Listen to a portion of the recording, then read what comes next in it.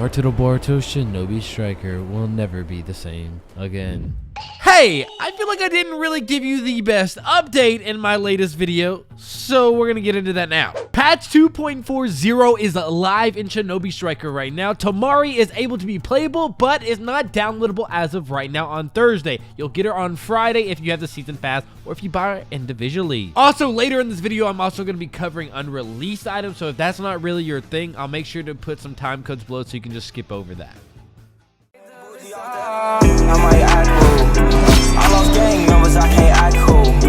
I got gang scriptures in my tattoos. I was running from the police in my trap shoes. Posted trying to flip 100, I come back full.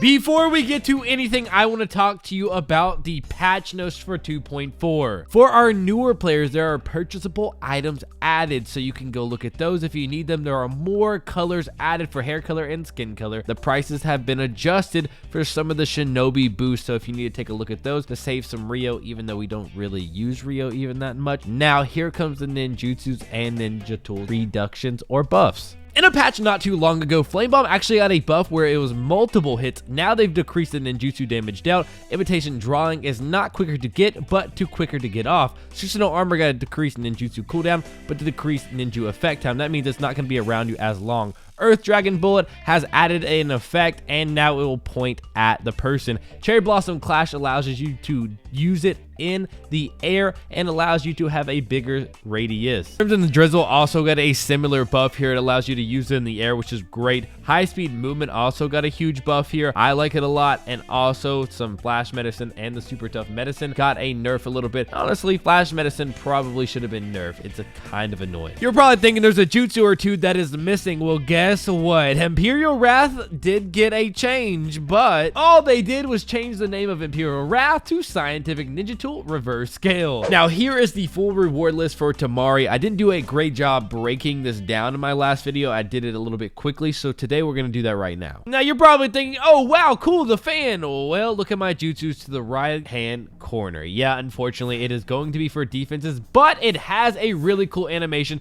that allows you to throw a gust of wind. Similar if you do play as Temari right now, she does only throw out wind and not really any hand-to-hand or any fan type techniques, but you can throw this fan. You can also, it's a heavy attack, so it's going to be really hard for you to break that out. So anyways, guys, I highly recommend that you try this out. It is for defenses. The combos are just light heavy, or if you're in the air, light heavy as well.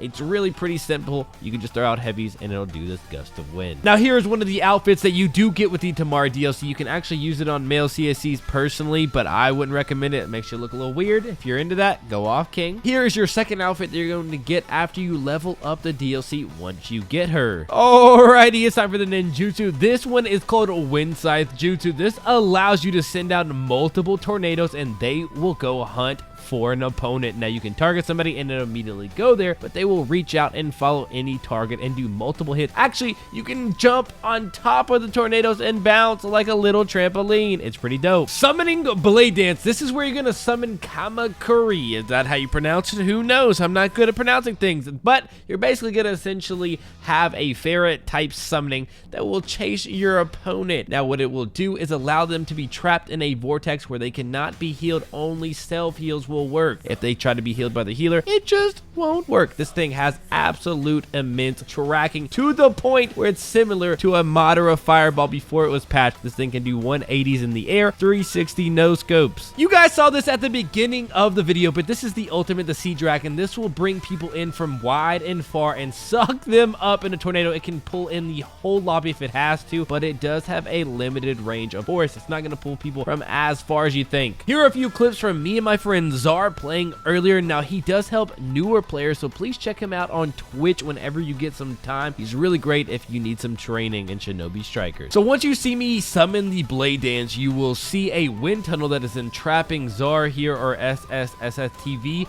and that is basically showing you that he is not able to be healed up, and he is. But as you can see, the wind tunnels or the tornadoes that you see are very big, and they do take up a lot of space on your screen. I think that is more of an effect effect than people realize when you can't really see your screen. It allows you to be open for other things. I rarely can ever show you what it looks like to be hit by an ultimate in some of my build videos, but right now, as you can see, I am stuck in this giant sea dragon, and all he has to really do is throw a couple kunais or throw an inferno style flame control, and it's GG's. We wanted to test the range of the sea dragon, so I was about halfway through. Okay, so you say let's sub, and it pulls you right back in. It's that good of an ult. This ult is a little bit underwhelming in the sense of the damage that it does, but it will suck in the whole lobby, and it will most likely do a lot of damage, and you can absolutely just stay inside the wind tunnel, and you can also just throw your wind jutsus inside that wind tunnel, and then it's just gonna kill them eventually because they can't get out of it. So this is the hairstyle that you will receive with the DLC, the Temari haired Boruto. Warning, we are about to switch to unreleased items in Naruto to Boruto Shinobi Striker. If you do not want spoilers, click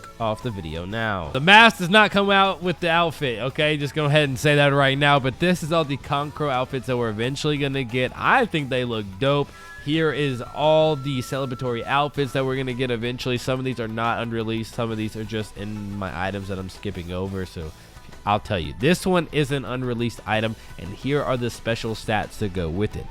Outrageous, by the way. Again, this is an unreleased outfit that is not yet to be in 10-10 shop, but will be eventually whenever they decide. Here's one out of the 2 celebratory outfits that you will be getting eventually whenever they put it in Shinobi Striker. Now, the unreleased item to my right in my corner is called the Moonsword. It is actually just an accessory or a ninja tool, whatever you want to call it here. Now, this does have a 20-second cooldown. It allows you to have super armor. Yes, more super armor moves, and by super armor, I mean invincibility moves. Yeah, kind of like Imperial Wrath, so you can go through ultimates and jutsus, but it allows you to do a sweeping slash attack. As a former defense main, I am super excited about this weapon. It is basically a double-sided chainsaw massacre looking blade. Honestly, it's one of the best designed weapons I've ever seen. It does have similar combos as the Samahata, but it has a different charge. It also has a different heavy attack, but it has a similar jump light attack. But I'm telling you right now, you put this with the right stuff and it absolutely destroys. Let me tell you, when this comes out, I will not be using anything but the chainsaw, my guys. All right, next up we have the Thunderous Needle Senbon. That is a scientific ninja tool, although not the most powerful tool. It is constantly comes out at your opponent and will perform 3 throws in succession, and its powerful piercing ability can penetrate multiple enemies. Hey, yo. That is going to complete the unreleased item showcase. Now, you cannot get these right now. These are all showcased by the Shinobi shop, so shout out to that. Guys, let's talk about your Hero Festival rewards. The back hasn't came out in a while, so I'm glad they put it in here. Shinobi Striker has an epidemic where we're playing basically for esoteric scrolls at this point. Let me know what you guys think down in the comments below, and I'll see you guys in the next one.